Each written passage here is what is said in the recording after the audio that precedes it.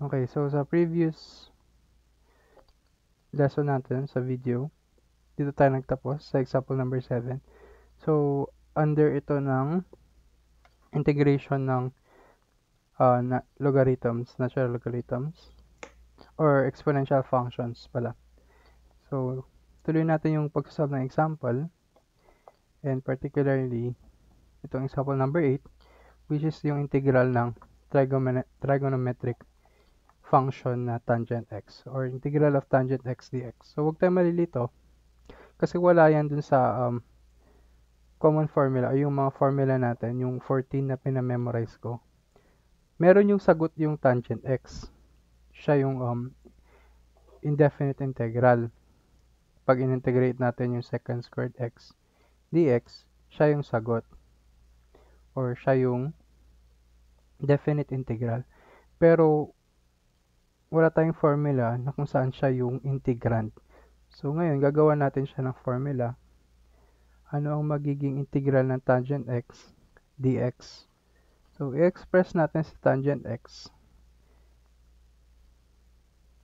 Since equal naman si tangent x sa sin x all over cosine x dx.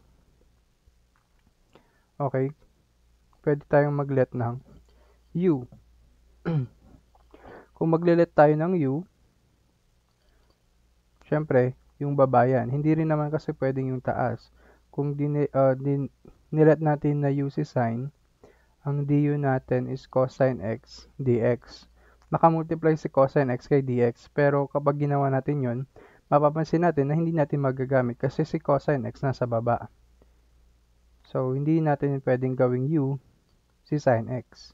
Instead, ang gagawin natin, or ang gagamitin natin u, i-let natin na u is yung nasa baba, yung cosine x. At kapag dinerive nga natin yan, ang derivative ng cosine x ay negative sin of x, derivative ng x. At ayun, katabi na siya ni sin of x. Magkatabi na si sin x dx. Nasa taas, ayan. Kaso nga lang, wala tayong negative. So, kulang lang tayo ng negative 1. So, pag in-integrate natin yan, pwedeng maglagay tayo ng negative sin of x dx divided by cosine x. So, kung naglagay ka ng negative dito, maglagay ka ng negative sa labas or negative 1 sa labas para mabalance lang at parang wala tayong nilalabag na batas. So, continue integrating since u is cosine x at ang kanyang derivative ay negative sin x dx. Yung taas natin, magiging du na at yung baba, magiging u. And this is the formula natin. Formula yan ng ln. So, ang sagot natin ng integral ng du all over u is ln of absolute value ng u plus c, which is equal to negative ln ng, balik na natin si u, we have ln of absolute value ng cosine x plus c. So, ito na yung integral ng tangent x dx. So, kung gusto mong gawing formula, okay lang naman. Kasi ang meron lang talaga tayo dun sa unang pinamemorize sa atin na formula, meron lang tayo is yung integral ng sine, tsaka yung integral ng cosine. Tapos, ano lang yung nandun? Integral ng secant squared x, integral ng cosecant squared x, integral ng secant u tangent u, integral ng cosecant u cotangent u. Pero wala yung integral ng tangent. So, the same way actually, pwede mo ring i-derive yung formula naman or kunin naman yung integral ng cotangent naman. So, wala rin yun sa formula. So, same manner sa pagkuha ng integral ng tangent, ililet mo siya. Since tangent ay sine over cosine, ang integral ng cotangent naman is kabaliktaran naman siya. So, magiging cosine x over sine u or sine x dx. At kapag nag-integrate ka ulit, Ililet mo naman this time yung nasa baba pa rin, u is sin x. At ang kanyang derivative ay positive cosine x dx. So, no need na maglagay ka ng negative or magdagdag ka ng negative sa labas kasi diretso siya na positive. Kasi ang derivative ng u is positive or derivative ng sin x is positive cosine x. At it follows, kagaya din sa tangent x, magiging ln yan, natural logarithm ng this time sin naman. So, ang integral naman ng cotangent x dx is positive ln ng absolute value ng sin x plus c.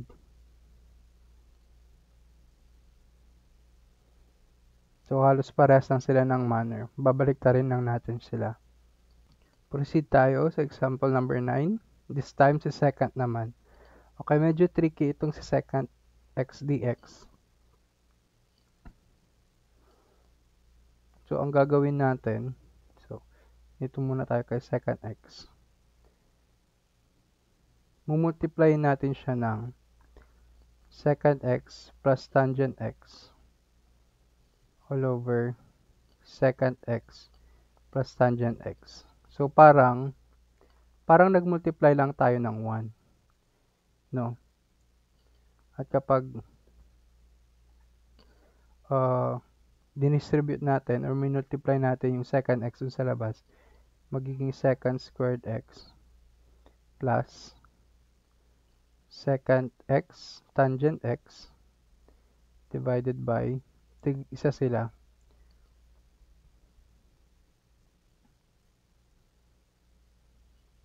second x tangent x. Sorry, may plus.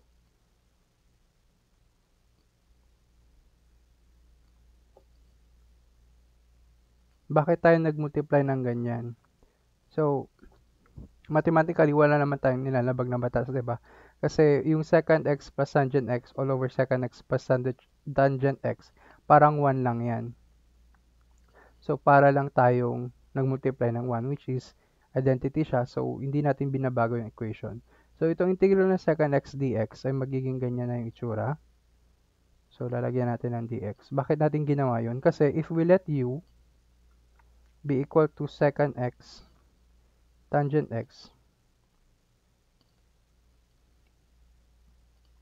at dinerive natin yung u, makukuha natin is ang derivative ng second x ay second u tangent u or second x tangent x. Ang derivative ng tangent x ay second squared x. So, makikita nyo ba ito? Siyempre, nakamultiply yan ng dx, both of them. So, as you can see, nasa taas yan. Yung buong du nasa taas. Ayan. Kaya natin minultiply ng ganun para ma-integrate natin ng maayos. Therefore, kapag binalitan na ngayon natin yan, magiging integral lang ng du all over u. That is equal to ln ng u plus c. That is equal to, balik natin si u, ln ng second x plus tangent x plus c. Yan na po ang integral ng second x dx.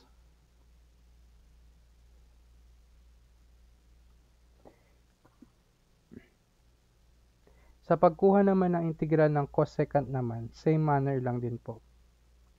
Magmumultiply ka naman ng ganun din.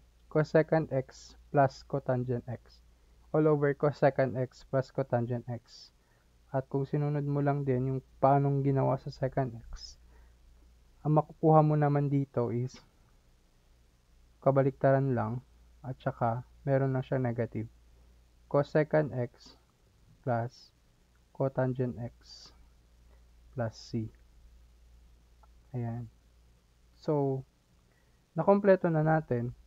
Meron ka na ngayong formula para sa mga integrals ng anim na trigonometric functions, which is yung sine, integral ng sine, integral ng cosine, integral ng tangent, integral ng cotangent, integral ng secant, ito, tsaka integral ng cosecant. Yan. I-box din natin yung sa cotangent. So, ginamit lang natin yung main concept dito na simula pa kahapon dinidiscuss, which is yung integral ng exponential functions or integrals ng natural logarithm. Next example, we have yan. Example number 10 is the integral ng 1 plus tangent squared x or square root ng 1 plus tangent squared x dx from 0 to pi all over 4 or tama 0 to pi all over. Okay, actually yung 1 plus tangent squared meron niyang identity. Ako isusulat dito na sa taas. Ang 1 plus tangent squared x ay equal sa secant squared x. Okay, kung hindi mo naman alam yung mga ganitong identity, pwede ka namang magsimula sa basic. No, kasi galing lang din naman sa mga basic identities na tinatawag. Ano ba yung alam natin na basic identity sa trigo? Di ba alam mo na ang tangent x, sine all over cosine yan. No, kung pati ito hindi mo pa alam, naku, kailangan mo nang alamin. So, ibig sabihin, ang tangent squared x ay, syempre, i-square mo din yung kabila. Ayan.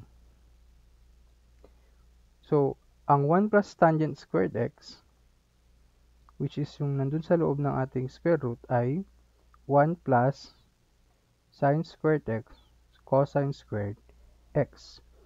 Kung gusto mo silang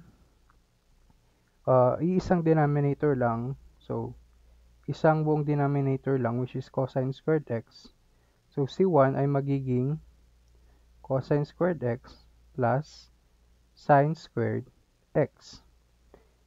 Itong cosine squared x plus sine squared x ay actually identity din yan. Tinatawag yung Pythagorean identity na ang sum ng cosine squared x at sine squared x ay always equal to 1. Hala, nabura. Tandaan nyo yan. Cosine squared x plus sine squared x, 1 yan. So, ibig sabihin, ang 1 plus tangent squared x ay 1 all over cosine squared x. And therefore, ang 1 all over cosine squared x, diba, ang 1 all over cosine, reciprocal ng cosine ay secant. At dahil may squared, squared din siya. So, ang 1 plus tangent squared x ay equal lang sa, again, yung identity natin, secant squared x. Kasi hindi ka naman pwedeng mag-let ka agad-agad ng u. No, hindi mo naman pwedeng i-let na u agad yung nasa loob. U equals 1 plus tangent squared. Tapos magde-derive ka. Kasi pag nilet mo u equals 1 plus tangent squared x, dinerive mo yan, derivative ng tangent secant squared x. Wala ka namang kasamang secant squared x dito. So, mali pa rin. Gagamitin na lang natin yung identity. So, masisimplify na ngayon yung square root ng 1 plus tangent squared x dx sa square root ng secant squared x dx. And that means, syempre, squared yan. Tapos, meron tayong square root. Makakancel lang yung dalawa.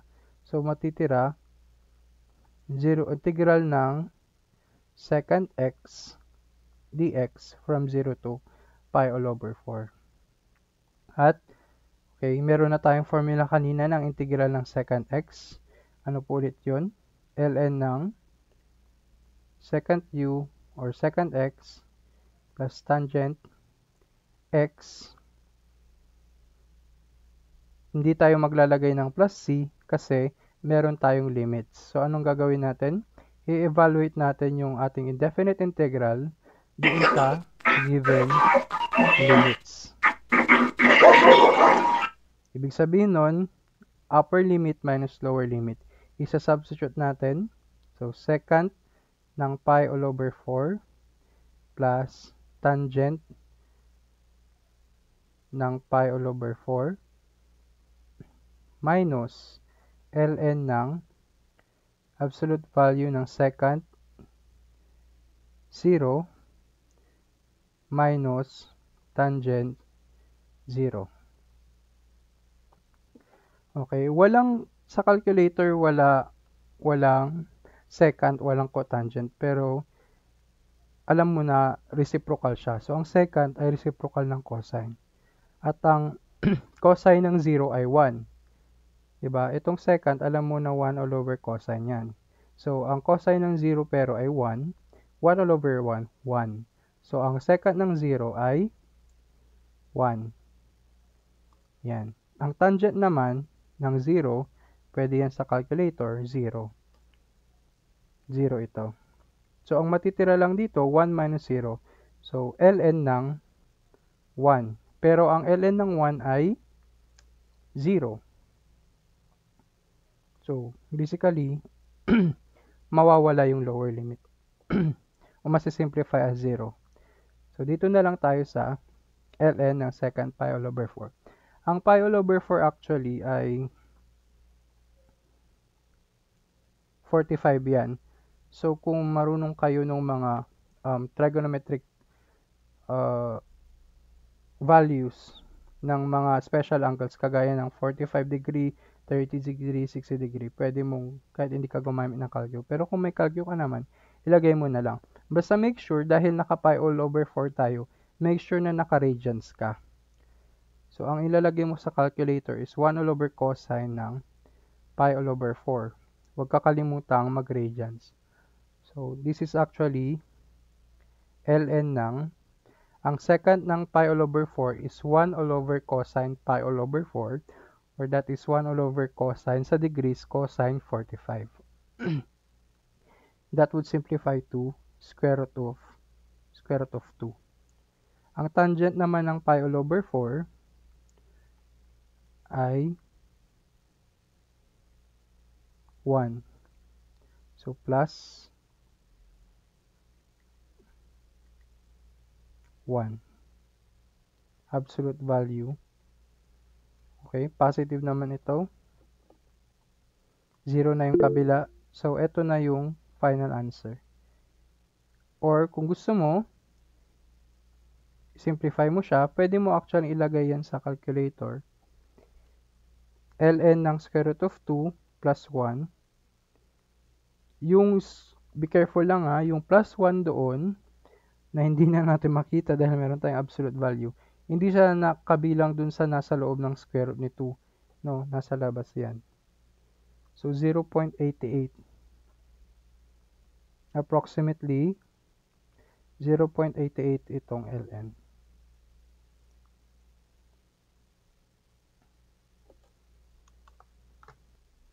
Next example tayo. Wala na pala. So, natapos tayo sa natural logarithm or integral ng logarithmic functions, specifically natural logarithmic functions. So, dito naman tayo sa kabaliktaran niya. Ang inverse naman ng logarithm is yung exponential functions na tinatawag. So, ito yung rules natin. Kapag natural, di ba, sabi ko sa inyo kahapon, kapag natural logarithm ln, ang ating base ay yung special number na e, na may value na approximately 2.71828. Yan. Kapag in-inverse naman natin yan, makukuha naman natin ngayon yung tinatawag nating exponential functions. So, simulan natin sa kung ang base natin is yung base ng natural logarithm, which is yung e. So, kapag in-integrate natin si e raised to x dx, actually, walang nangyayari sa kanya. Ganon din yung pag dinederive natin. So, si e raised to x lang ang malakas, no? Kasi kahit anong gawin mo, i-derive mo man siya, or integrate, wala siyang pakialam. ang sagot niya pa rin, e raised to x plus c. Siyempre, meron tayong dx. Or kapag ang exponent ng e is a function, pwede din naman kasing function, kunwari function ni x, differentiable function ni x yung ating exponent, gawin nating u. So, chain rule lang, e raised to u du equals e raised to u plus c. Kung gusto nating mag-change ng variables.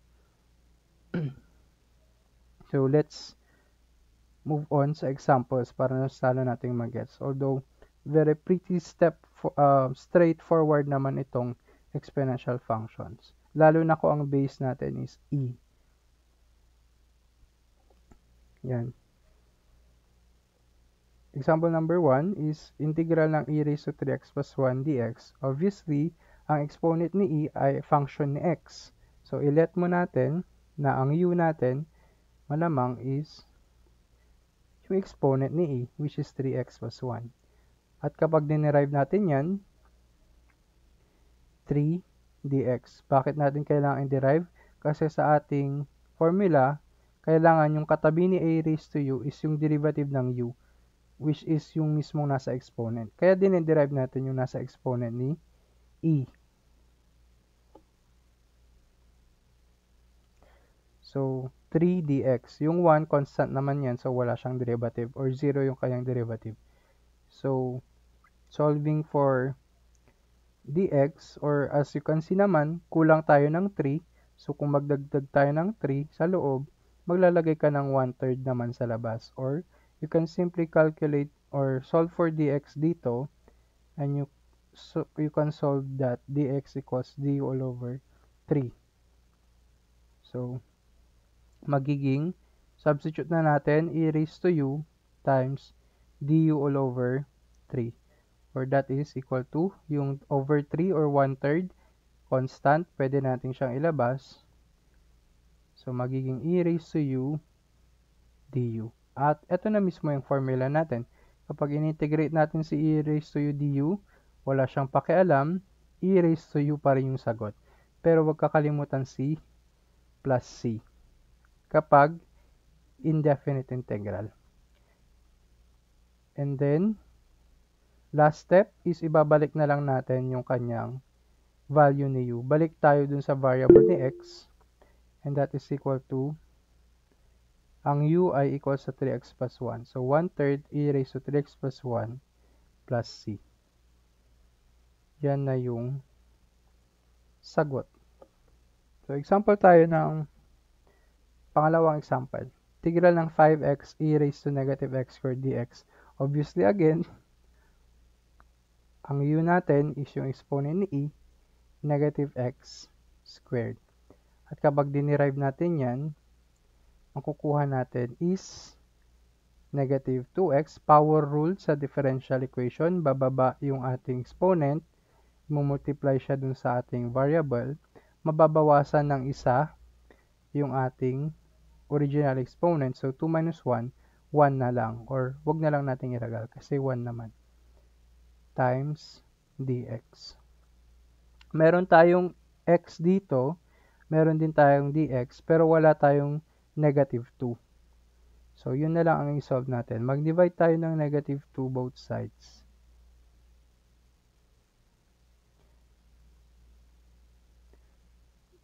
So, du all over negative 2 equals x dx. Simplify natin ng konti itong integral natin. Si 5, hindi natin siya magagamit. Ilalabas ko na kasi constant siya. Tapos, i-rearrange ko lang siya para mas lalong maging obvious. Since nakamultiply naman lahat yan, pwede natin silang pagpalit-palitin ng pwesto. Which will become integral ng, nilet natin na u equals negative x squared. So, magiging e raised to u ito. Tapos, yung x dx, base dito sa ating pag-derive, ay equal sa, sorry, wala dapat negative dun. Equals sa du all over negative 2. Si negative 2 or all over negative 2 or negative 1/2, again constant, ilabas na lang natin. So, 5 all over negative 2, integral ng e raised to u du. And again, formula natin yan, 5. Yung negative, ilagay ko na dito sa unahan. Parehas lang naman yan. Integral ng e raised to u du ay e raised to u pa rin. At meron siyang plus c. And then, substitute natin. Balik natin si u, which is negative x squared plus c. Ayun. Sagot na ulit. So, let's move on. Example number 3. Integral ng e raised to 1 over x all over x squared dx. Si 1 all over x, siya mismo yung exponent ni e. Basically, yun ulit ang gagawin nating u. At kapag dinerive natin yan, huwag kayong malilito, hindi ln of x ang derivative niya na ang integral ng 1 all over x dx, yun yung ln of x. Kasi minsan kahit ako rin nalilito dito. Pero ang derivative ng 1 all over x, gagamitan mo yan ng power rule. Kasi ang 1 all over x ay equal sa x raised to negative 1. Diba? At anong ginagawa natin sa power rule ng differentiation? Ibababa natin yung exponent niya. So, magiging negative 1. Tapos, i-multiply natin yung x times, babawasan ngayon natin ng isa yung exponent. And, syempre, meron tayong dx. And therefore, that is equal to, ang du natin ay equal sa negative x raised to negative 2 dx. At kapag nire-write lang natin yan ng konti, si x raised to negative 2 ay equal lang sa 1 all over x squared.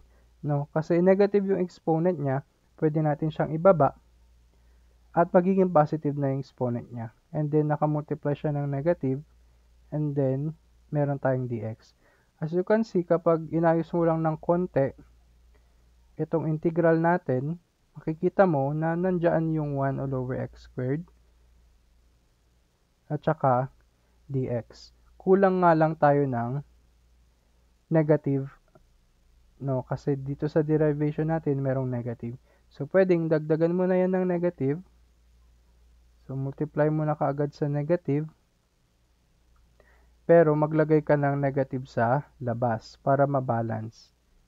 So, that is equal to the negative of, substitute ka na ng u, e raised to u, times, ang negative 1 all over x squared dx ay equal lang sa, dito, du.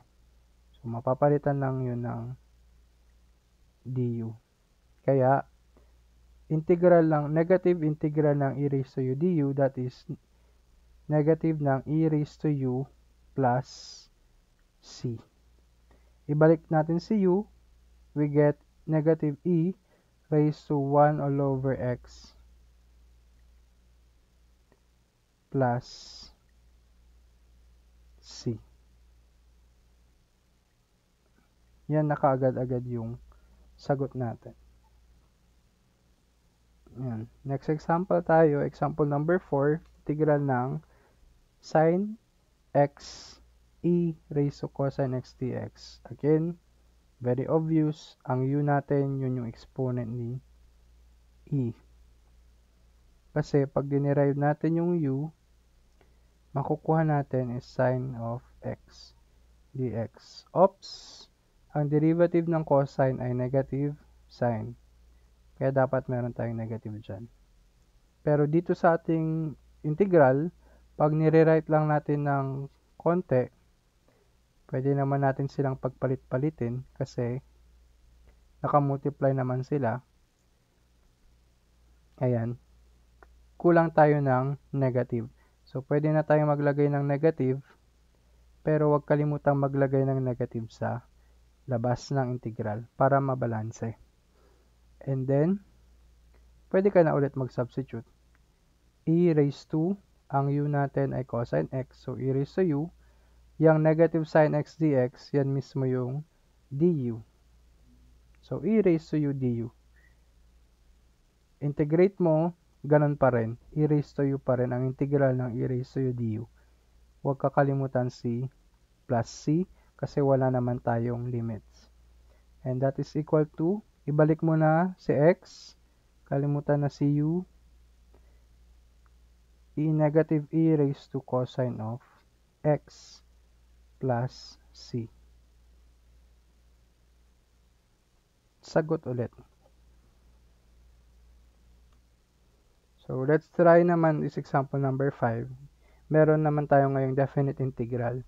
E raised to negative x dx from 0 to 1. Okay, hindi tayo pwedeng kaagad-agad ang sagot mo is e raised to negative x dx. No?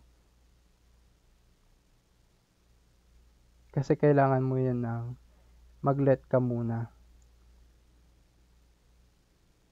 Remember, yung kaagad-agad na pwedeng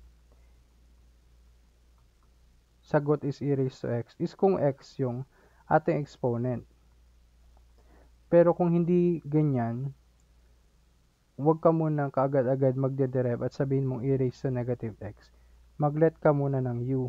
Kasi makikita mo dyan na kapag nilet mo na u equals negative x, ang derivative ng du is negative dx. And as you can see, kulang ka ng negative. Kaya lalagyan mo ngayon ng, dadagdagan mo ng negative, pero lalagyan mo ng negative sa labas para mabalanse. At yan, pwede ka nang mag-let e raised to u du.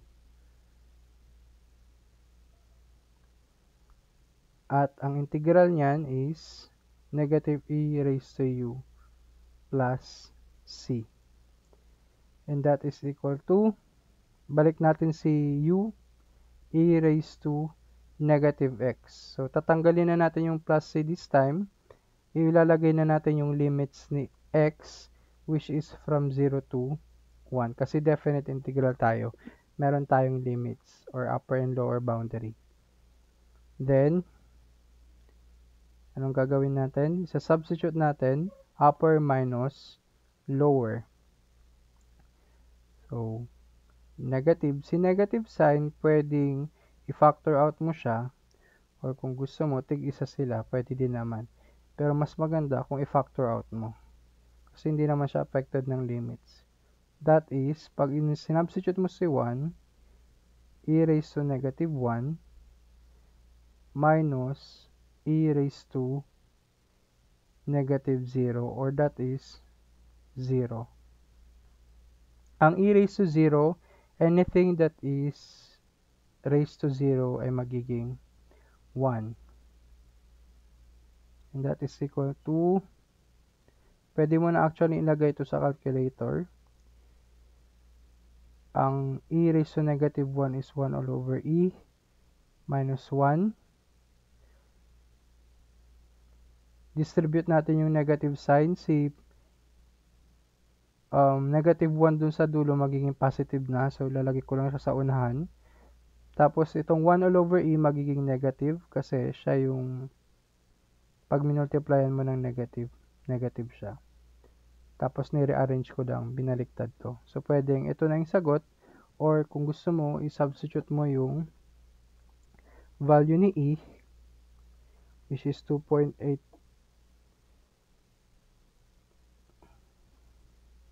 2.72 approximately.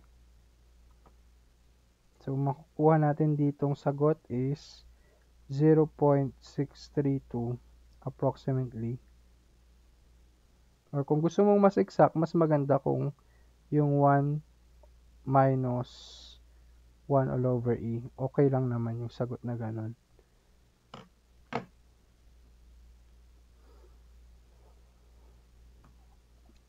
Example number 6. Ayan. So, mas maganda kung ang i-let nating u is U1 minus 1 plus e raised to x. Kasi pag dinerive naman natin yan, ang derivative naman ni 1 is 0. So, hindi siya apektado. So, ang derivative ni e raised to x dx. Nandun pa rin ito sa taas. At kapag nag-substitute na tayo, integral ng yung e raised to x dx dito, mapapalitan ng du, tapos yung 1 plus e raised to x, mapapalitan ng u. At ano to? Integral lang ulit yan. Formula, ang sagot dyan is ln ng absolute value ni u plus c. Pero pag binalik na natin siya sa kanyang dating variable na x, magiging absolute value ng 1 plus e raised to x. At dahil may limits tayo na 0 to 1, tanggalin na natin yung c, mag-limit tayo from 0 to 1. Then, substitute na lang din ulit, upper minus lower. So, ln ng 1 plus e raised to 1, or that is e, minus ln ng 1 plus e raised to 0. Ang e raised to 0 ay 1.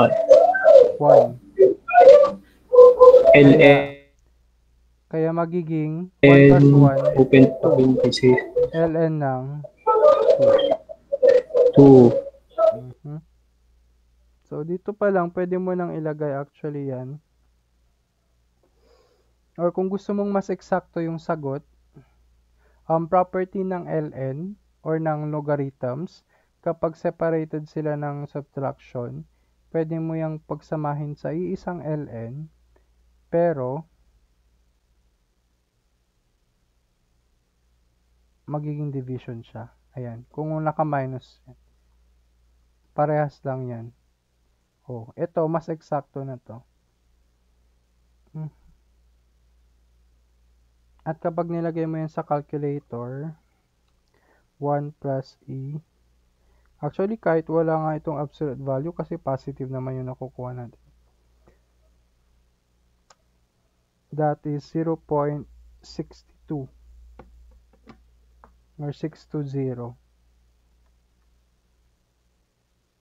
So, approximately lang yun. So, mas eksakto pa rin itong sagot na to. Wala tayong makakancel dito as much as possible kasi alam ko pwede nyo iniisip, no? Kasi 'di ba isang property ng ln, ang ln ng e ay 1, 'di ba? So kung pwede, baka meron kang ma-simplify dyan, kaso wala kasi naka-add si isa 1, hindi mo na yan mapaghihiwalay. Buti sana kung naka-multiply, pwede mong paghiwalayin. Kagaya nito, itong minus na to pinagsama natin, ginawa nating isang fraction lang. Property yun kasi ng logarithm. So, yan na yung final answer. Wala na tayong magagawa. Final example para sa exponential equation or exponential function. Evaluate natin ang e raised to x, integral ng e raised to x cosine ng e raised to x dx from negative 1 to 0. So, hindi natin pwedeng ilet na u. Baka sabihin nyo, may e raised to x. Ilet ko kaagad na, nasa na yung panulat ko? Ayun. Na u equals x, du equals dx. Di wala tayong na-solve. Tignan mo muna yung mga kasama niya. Ang kasama niya is cosine. Tapos nasa loob yung e raised to x. So, baka yung nasa loob yan yung u. Kung nilet natin, yung nasa loob ni cosine, which is e raised to x na u, at kapag dinerive natin yan, hindi siya naapektuhan, ang du is e raised to x dx pa rin. So, kung mapapansin natin at i-rewrite natin yan, iusog ko lang si e raised to x dito, naka-multiply naman siya kaya walang problema. And as you can see, ito yung u, tapos ito yung du. So, pwede natin gawin yan. Substitute tayo, magiging integral yan ng cosine ng ang e raised to x natin, yun yung equivalent na u. So, cosine u. Ang e raised to x dx, du siya. So, ano ang integral ng cosine u du? That is sine u plus c. Balik mo ulit si u. Ano ang u natin? E raised to x. So, sine ng e raised to x. But this time, wala na si plus c kasi meron tayong limit negative 1 to 0. And that is equal to sine ng e raised to 0. Okay, huwag kayong, hindi porket siya yung 0, siya lagi yung nasa huli, kagaya ng dalawang example natin. Ayan, siya lagi yung nasa huli kasi 0 yung nasa baba. Tandaan nyo kung sino yung nasa taas, siya yung mauuna, minus kung ano yung nasa baba or lower boundary. So, kahit 0 man yan, kung nasa taas yan, siya ang uunahin natin. So, sine ng e raised to 0 minus sine ng e raised to negative 1. Ang e raised to 0 ay 1. 1. So, ang sine ng 1 ay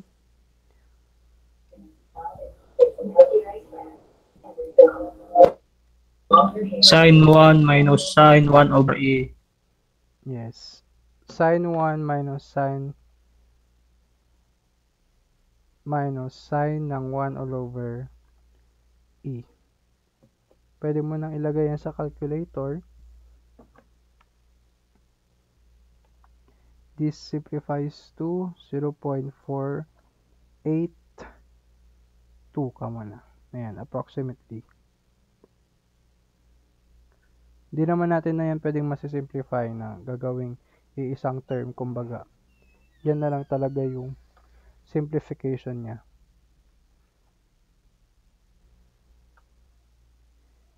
So, for bases other than e, ganito po yung magiging formula natin.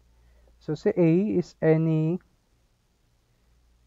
po dito is any positive number which is not equal to 1. Yan po yung magiging formula natin. Ang integral ng a raised to x dx ay 1 all over ln a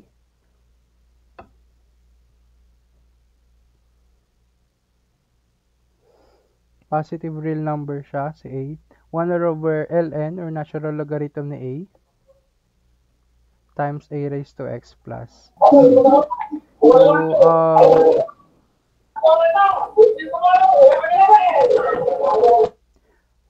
actually, kung i-apply mo dito yung e raised to x dx, no, dito sa formula nito, ito kasi general to, kahit anong constant. So, sa lahat ng exponential function, 1 all over, so kung ang base mo ay e, so parang yun yung a natin, so magiging ln of e, a raised to x plus c. Pero di ba ang ln of e, sabi ko nga, 1 yan. So, 1 all over 1, 1 times e raised to x, e raised to x. So, ang ending, e raised to x plus c. To x. So, parang ito yung mas general, kumbaga, na formula para sa lahat, hindi lang sa e. Although applicable pa rin si e dito, para sa lahat ng mga bases na positive real numbers lang at hindi pwede si 1, no? Positive lang dapat si a at hindi rin pwede si 1. Pwedeng 1.2, 1.009, basta wag yung eksaktong 1. Ito yung gagamitin nating formula. Nadagdagan lang tayo ng 1 all over ln of a. So, let's try to solve examples. Ayan. Evaluate the integral ng 2x raised to integral ng 2 raised to x dx. So, ang a natin dito ay yung 2. Integral ng a raised to x dx equals 1 all over ln ng a raised to x plus c. Tiyaren. Yan. So, ang a natin for this particular example is 2.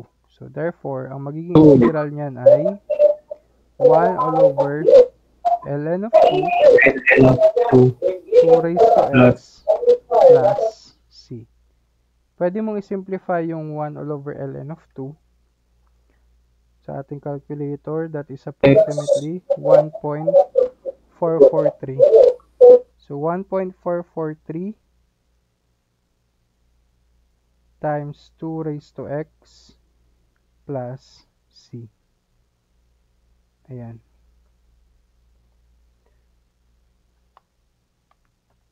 Careful lang ha, si x talaga, baka sabihin nyo na typo lang. Si x talaga, yun talaga yun nandoon sa taas na exponent. So, exponential function nga tawag dito. Yan. Or pwedeng ito lang din. Mas eksakto naman pag ito. Anong example? So, wala na. Ito. Naka-record ba? Okay. So, for example, integral, wala na kasing susunod na example. Isingit ko na lang siya. For example, integral ng 5 raised to x minus 2. Ayan, dx. So, mag-integration by substitution ka lang naman.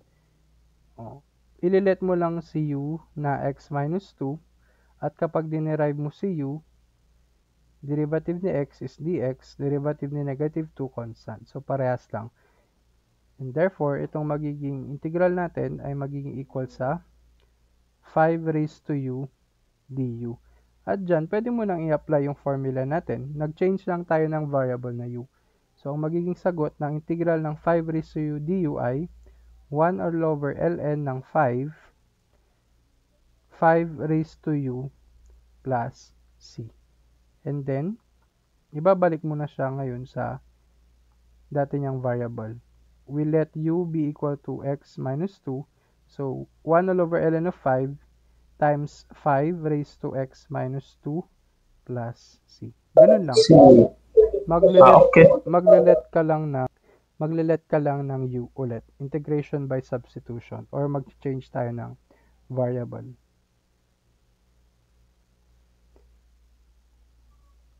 Okay, so, next meeting na ulit itong inverse trigonometric functions kasi wala na ulit tayong time. Sad.